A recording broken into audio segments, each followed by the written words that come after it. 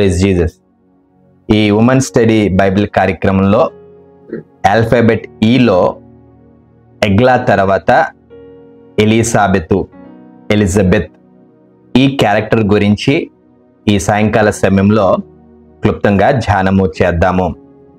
వాక్యాన్ని ధ్యానము చేయకముందు హైదరాబాద్ మల్కాజ్గిరి ప్రాంతంలో నుండి సిస్టర్ పుష్ప శామ్యుల్ అందుబాటులో ఉన్నారు. సిస్టర్ గారు ప్రార్థన చేసిన తర్వాత దేవుని వాక్యాన్ని క్లుప్తంగా మనము ధ్యానము చేద్దాము. ప్రార్థన.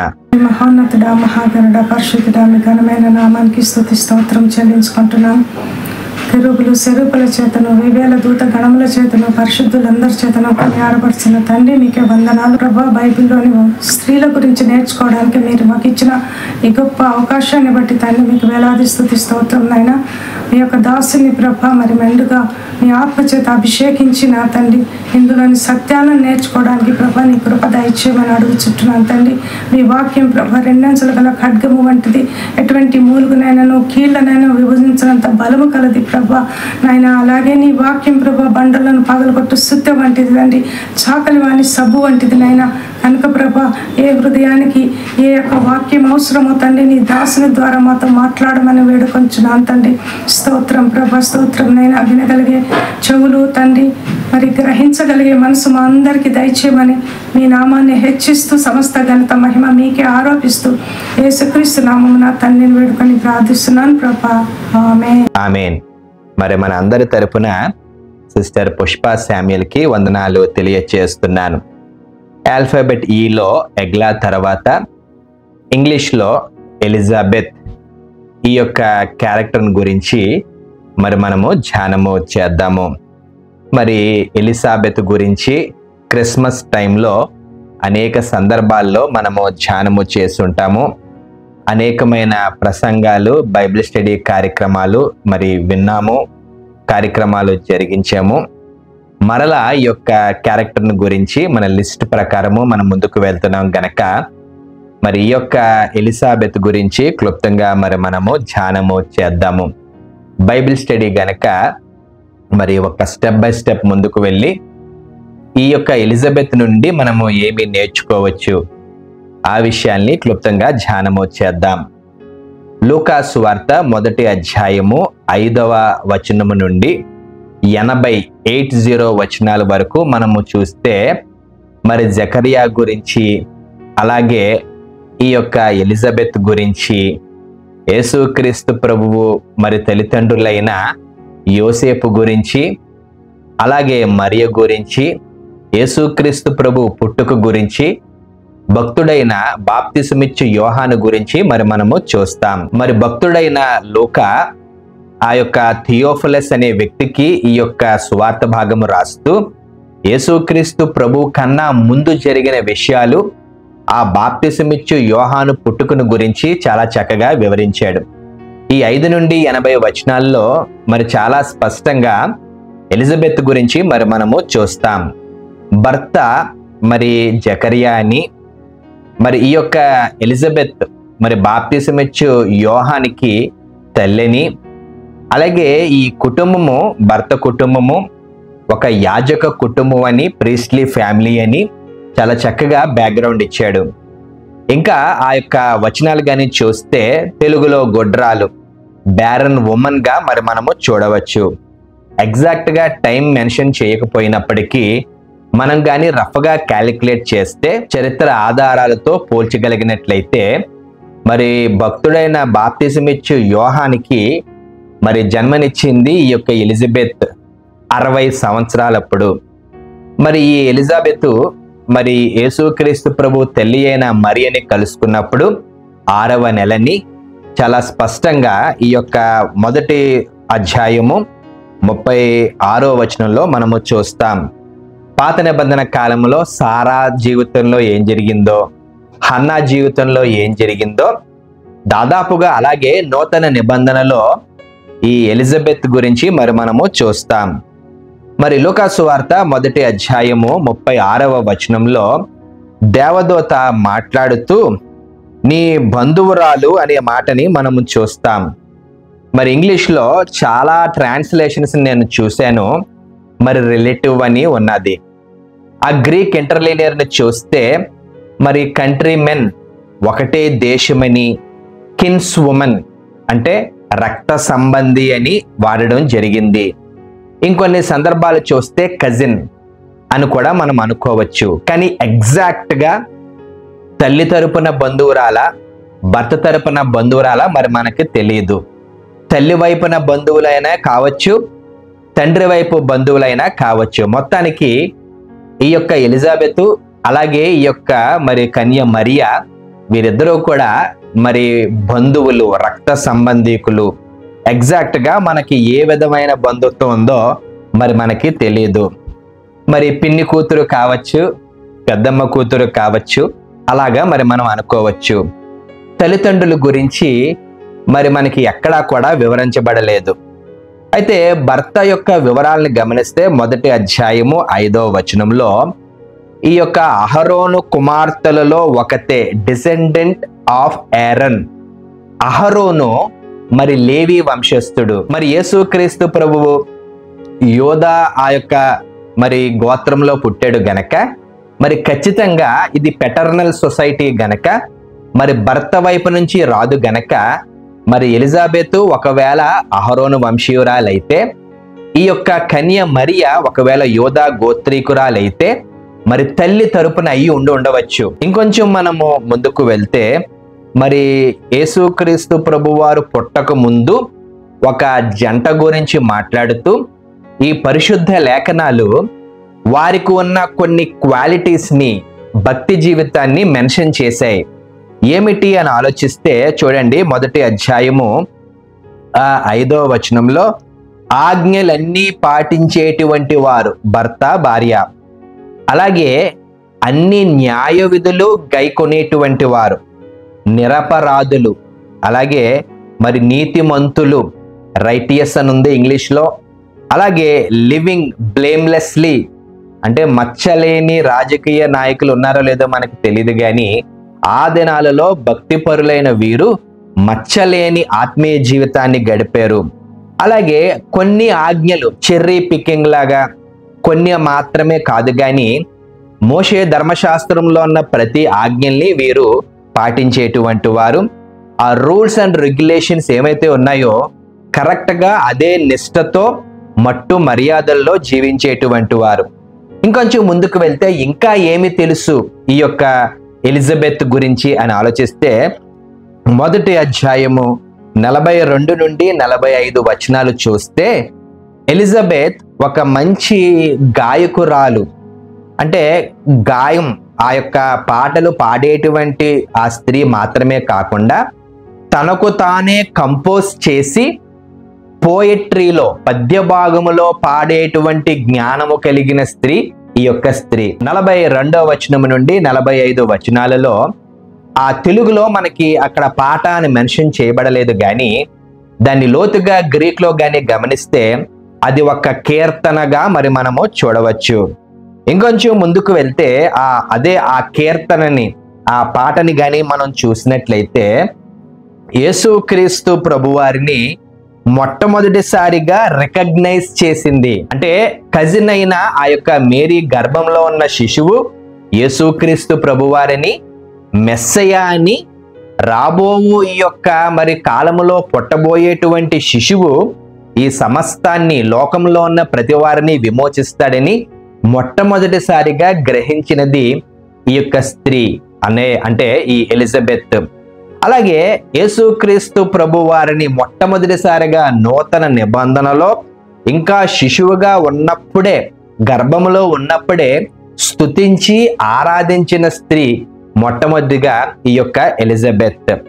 అంటే మనము గమనించాలి ఒకసారి, చాలా సందర్భాల్లో మరి ప్రొఫెటెస్ అనగానే హుల్డా అని, అలాగే డెబోరా అని, ఆ నూతన నిబంధనలో యానా అని మనం చూస్తాం. కాదండి, వీరు ప్రవక్తలుగా ఉన్నప్పటికీ కూడా మనలో చాలా మందికి తెలియని ఇంకొక విషయం ఏంటంటే ఎలిజబెత్ కూడా ఒక మంచి గొప్ప ప్రవక్తి.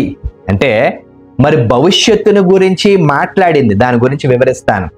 భవిష్యత్తు గురించి వివరించింది ఈ యొక్క మరి ఆ సిస్టర్ అయిన మేరీకి.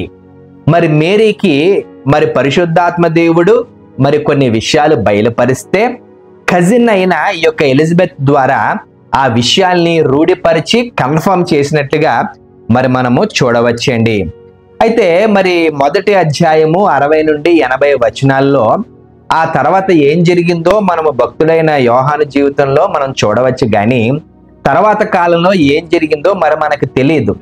అయితే చాలా ట్రెడిషన్స్ ఉన్నాయి. ఆ ట్రెడిషన్స్ ఏం చెప్తాయంటే మరి ఈ యొక్క తండ్రి అయిన మరి జకర్యాని చంపేశారని, ఆ యొక్క భక్తుడైన యోహాను అలాగే ఈ ఎలిజబెత్ అడవిలోనికి హాగరులాగా పారిపోయారని, అక్కడే ఈ ఎస్సీన్స్ కమ్యూనిటీ ఇంతకు ముందు బైబిల్ స్టడీలో చెప్పాను, ఆ అడవి ప్రాంతంలో ఎస్సీన్స్ అనేటువంటి ఒక జాతి, ఒక తెగవారు ఉండేటువంటి వారు అతి భక్తిపరులు. ఒకవేళ లేఖనాలు కానీ చదువుతున్నప్పుడు యాహ్వే ఆ పదం కానీ వస్తే వెంటనే వీళ్ళందరూ వెళ్ళి స్నానం చేసి వచ్చేసేస్తుంటారు.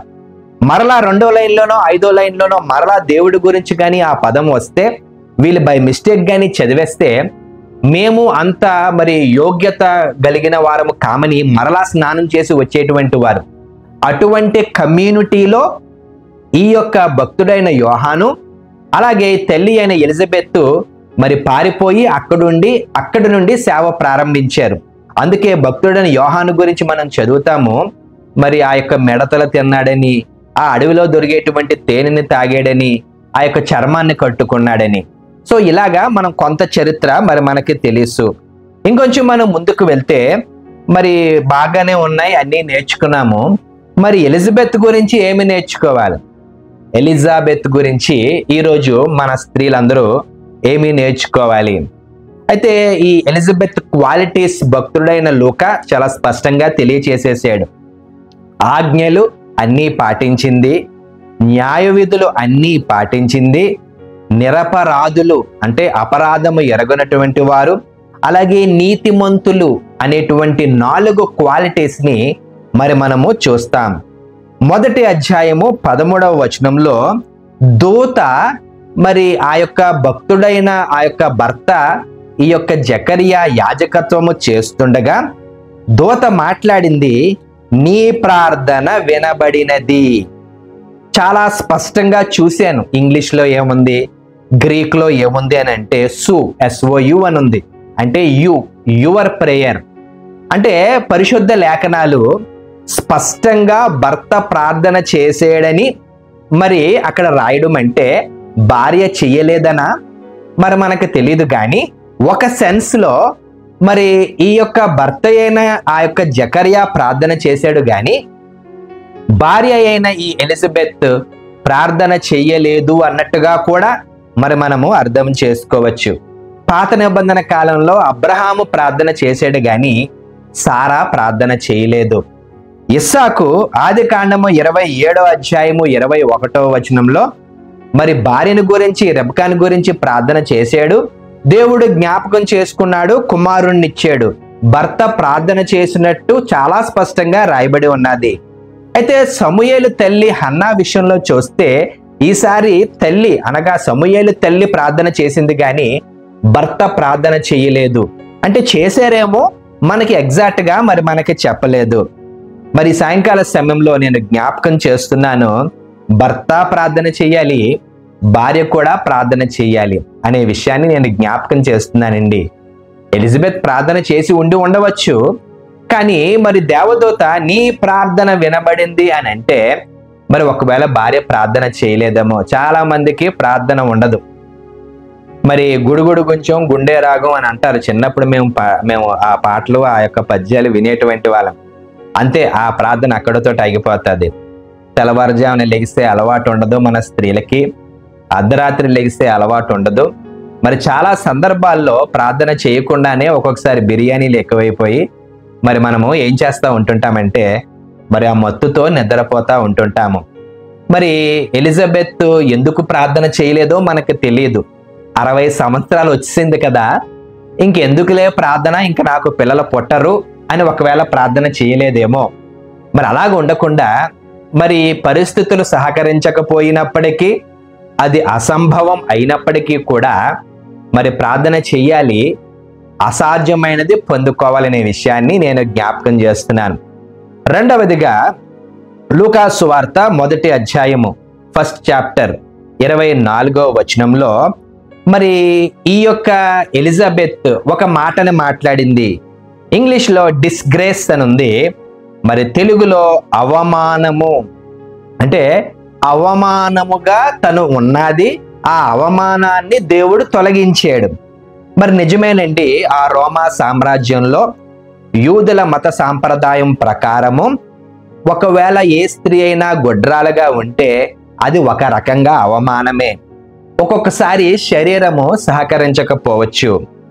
మరి కొన్ని సందర్భాల్లో మరి ద్వితీయోపదేశ కాండము 28వ అధ్యాయము 18వ వచనాన్ని చూస్తే ఆ యొక్క వచనంలో దేవుడు భూమిని మరి శపించాడు. అదే వచనంలో మరి కొందరిని గొడ్రాలుగా చేస్తాను అంటే ఆ కాంటెక్స్ట్ లో ఆ సందర్భంలో పిల్లలు లేకపోవడం అనేది ఒక రకంగా మరి ఆ యొక్క శాపము అని కూడా మనం అర్థం చేసుకోవచ్చు.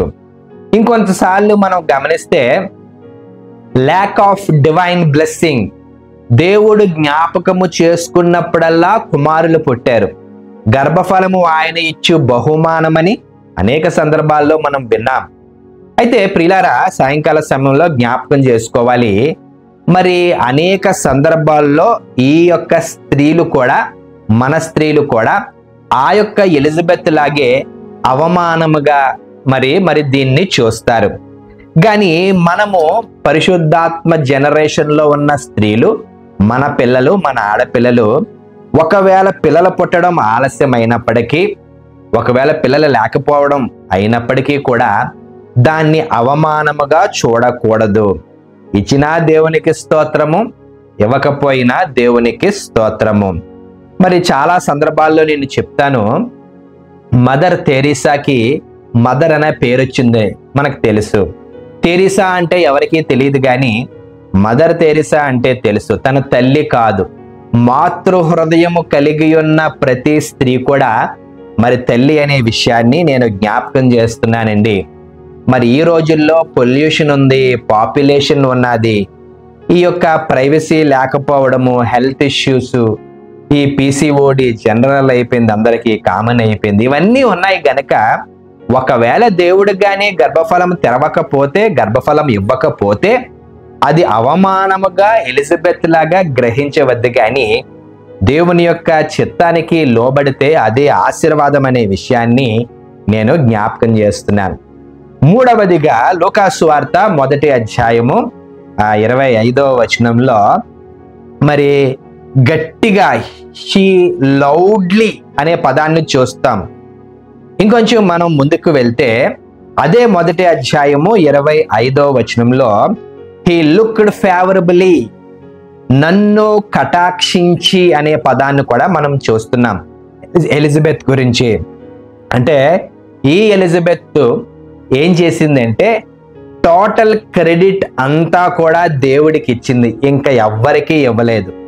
60 సంవత్సరాలు కదా, ఆ మెనోపాజ్ వచ్చేసి ఉంటుంది, ఇంకా పిల్లలు పుట్టరు. మరి ఈ ఫెర్టిలిటీ అనేది ఏ కోణంలో కూడా చూసినా మనకి ఉండదు. అటువంటి టైంలో నన్ను జ్ఞాపకము చేసుకున్నాడు. నా దేవుడు ప్రకృతిని బట్టి కాదు, సర్కమ్స్టెన్సెస్ని బట్టి కాదు, ఏదైనా ఎప్పుడైనా ఎలాగైనా చేయగలడు. నన్ను జ్ఞాపకం చేసుకున్నాడు, తన కటాక్షం నా మీదకి రానిచ్చాడని మరి తను అక్కడ మరి పబ్లిక్ స్టేట్మెంట్ ఇచ్చినట్లుగా మనము చూస్తున్నాం. She acknowledged the miracle of Jesus Christ. యేసుక్రీస్తు ప్రభువారు తన జీవితంలో చేసిన అద్భుతాన్ని గ్రహించింది. ఆ క్రెడిట్ అంతా కూడా మరి దేవుడికే ఇచ్చినట్లుగా మనము చూస్తాం. మరి ఈ రోజుల్లో కూడా మనం అసాధ్యమైనవి పొందుకుంటున్నాం. మరి చాలా సందర్భాల్లో చెప్తాను, సమస్త విధమైన మహిమ, ఘనత, ప్రభావములు ఆయనకే చెందాలి, కానీ పలానా వ్యక్తికి కానీ, పలానా సంస్థకి కానీ, పలానా సంఘానికి కానీ, పలానా పరిచర్యకి కానీ మరి ఇవ్వకూడదు అనే విషయాన్ని కూడా మరి నేను జ్ఞాపకం చేస్తున్నాను. ఎలిజబెత్ లాగా కృతజ్ఞత కలిగి ఉండాలని, ఎక్నాలజీ చెయ్యాలనే విషయాన్ని నేను జ్ఞాపకం చేస్తున్నాను. ఇలా జ్ఞాపకం చేసుకున్నట్లయితే ఎంతమంది అయితే మన యొక్క స్త్రీలు బ్యారన్ ఉమెన్ గా ఉన్నారో ఖచ్చితంగా రానున్న దినాలలో వారిని అందరినీ దేవుడు జ్ఞాపకం చేసుకోబోతున్నాడు. ఇంకొంచెం మనం ముందుకు వెళ్తే లూకాసు సువార్త 1వ అధ్యాయము 41వ వచనంలో ఎలిజబెత్ మరియ యొక్క వందన వచనము వినగానే ఆమె గర్భంలో శిశువు గంతులు వేసెను. అంతటా ఎలిజబెత్ పరిశుద్ధాత్మతో నిండుకొనినదై బిగ్గరగా ఇట్లనెను. పాత నిబంధన కాలములో కూడా పరిశుద్ధాత్మ ఉన్నది. అయితే ఆ పరిశుద్ధాత్మ ఇంతకు ముందు చెప్పాను పారాక్లిటే, ఆ కార్యము చేయడము తిరిగి మరలా వెనక్కి వెళ్ళిపోవడము, ఆ కార్యము చేసి మరలా వెనక్కి వెళ్ళిపోవడము, భక్తినివ్వడము వెనక్కి వెళ్ళిపోవడము, శక్తినివ్వడము వెనక్కి వెళ్ళిపోవడము. పాత నిబంధన కాలములో ఉన్న అనేక మంది వ్యక్తులు పరిశుద్ధాత్మను పొందుకున్నారు. మరి పాత నిబంధన కాలంలో మరి ఏకైక స్త్రీ నాకు తెలిసి మొట్టమొదటిసారిగా పరిశుద్ధాత్మను పొందుకున్నది స్త్రీ ఎవరని చూస్తే ఈ యొక్క మరి ఎలిజబెత్. మరి పరిశుద్ధాత్మ ఎవరి మీదకైనా వచ్చేస్తుందా? పరిశుద్ధాత్మ ఎవరి మీద పడితే వారి మీదకి వచ్చేస్తా అని గ్రహిస్తే మర్చిపోవద్దు, ఈ పరిశుద్ధాత్మ తన మీదకి వచ్చిందంటే తనకి 4 క్వాలిటీస్ ఉన్నాయి. దయచేసి మర్చిపోకూడదు. ఏమిటి ఆ క్వాలిటీస్ అంటే ఆజ్ఞలు అన్నింటినీ పాటించింది, న్యాయ విధుల్ని పాటించింది, నిరపరాధులుగా ఉన్నారు, అలాగే నీతిమంతులుగా ఉన్నారు. సో ఈ క్వాలిటీస్ని బట్టి ఈ పరిశుద్ధాత్మ ఏం చేసిందంటే తన మీదకి రావడము జరిగింది. సో బాగా గమనించాలి, పరిశుద్ధాత్మ అనేది ఒక చర్చ్ ప్రాపర్టీ కాదు, ఈ తెల్ల బట్టలు వేసుకున్న వారికి ప్రాపర్టీ కాదు, లేదా కొన్ని డినామినేషన్స్కే వచ్చేటువంటిది కాదు. మరి ఆయా కాలాలలో ఆయా సమయాల ప్రకారము పరిశుద్ధాత్మ ఎవరి మీదకైనా వస్తుంది, ఏ కార్యాన్నైనా చేస్తుంది. సో ఈ విషయంలో ఈ పాయింట్లో మనం ఏం అర్థం చేసుకోవాలంటే పరిశుద్ధాత్మతో నింపబడాలంటే, అద్భుతాలు చూడాలంటే, ప్రవచనాలు మాట్లాడాలంటే ఎలిజబెత్ లాగా ఈ 4 క్వాలిటీస్ కూడా ఉండాలి అనే విషయాన్ని మరి నేను జ్ఞాపకం చేస్తున్నాను. ఇందాక చెప్పాను నూతన నిబంధనలో ప్రవక్తి అన్న, పాత నిబంధన కాలంలో 2-3 ఉన్నారు. మరి మనకి తెలియని ఇంకొక ప్రవక్తి ఎవరు అని చూస్తే ఎలిజబెత్ అండి. చూడండి, ఇందాక మనం గ్రహించాము కదా ఒక పాట 42, 43, 44లో స్త్రీలలో నీవు ఆశీర్వదింపబడిన దానవు, నీ గర్భఫలము ఆశీర్వదింపబడును, నా ప్రభువు తల్లి నా యొద్దకు వచ్చుట నాకెలాగూ ప్రాప్తించెను నా ప్రభువు. చూడండి, ఒకటే వయసులో ఉన్న స్త్రీ మరి ఇంకొక స్త్రీ గర్భంలో ఉన్న శిశువు గురించి ఇలాగ ప్రవచించగలదా? ఇలాగ ప్రవచించిందంటే ఎంత జ్ఞానముతో నింపబడి ఉన్నదో కదా ఒకసారి గ్రహించాలండి. మరి పరిశుద్ధాత్మ ఎంత జ్ఞానం ఇచ్చిందో చూడాలి. పరిశుద్ధాత్మని పొందుకుంటే ప్రవచిస్తాము. నూతన నిబంధనలో అనేక సార్లు పౌలు భక్తుడు చెప్తాడు. ఆ పత్రికల గురించి ధ్యానం చేసినప్పుడు ఈ విషయాన్ని నేను వివరిస్తాను. పరిశుద్ధాత్మతో నింపబడిన తర్వాత ఇమ్మీడియట్ గా ఏం జరిగిందంటే ప్రవచించింది. మరి నా ప్రభు అనే విషయాన్ని గుర్తెరిగింది. మరి పరిశుద్ధాత్మ మనల్ని సర్వసత్యములోనికి నడిపిస్తుంది. కొన్ని సంఘస్థులను చూస్తే బాధేస్తుంది, కొంతమంది వ్యక్తుల్ని కుటుంబాన్ని చూస్తే జాలేస్తుంది. వారు అనుకుంటారు మరి అదే జీవితం అని అనుకుంటారు, అదే సత్యం అని అనుకుంటారు, కానీ వారు పరిశుద్ధాత్మని కలిగి ఉండరు. పరిశుద్ధాత్మ అంటే ఏంటో ప్రత్యేకించి ఈ బాప్టిస్ట్ చర్చిలకి ఈ టాపిక్కే ఉండదు. ఈ పరిశుద్ధాత్మని పొందుకున్న తర్వాత ప్రవచించింది, ప్రభువుని గుర్తిరిగింది, నా ఆపోజిట్ పర్సన్ లో ఉన్న ఆ గర్భంలో ఉన్న శిశువు మెస్సయ్య అని గుర్తించింది. మరి ఆఖరిగా మనం అన్ని విషయాల్ని జ్ఞాపకం చేసుకుంటే పరిశుద్ధాత్మ అన్ని విషయాలు బయలుపరుస్తుంది. మరి పరిశుద్ధాత్మతో నింపబడింది కాబట్టే స్తుతి వచ్చింది, ఆరాధన వచ్చింది. పరిశుద్ధాత్మతో నింపబడింది కాబట్టే మరి ఈ స్త్రీ సర్వసత్యములోనికి నడిపించబడి మరి ఒక వ్యక్తి రాబోతున్నాడు, ప్రభువు మెస్సియా అని ఆ స్త్రీ గ్రహించింది.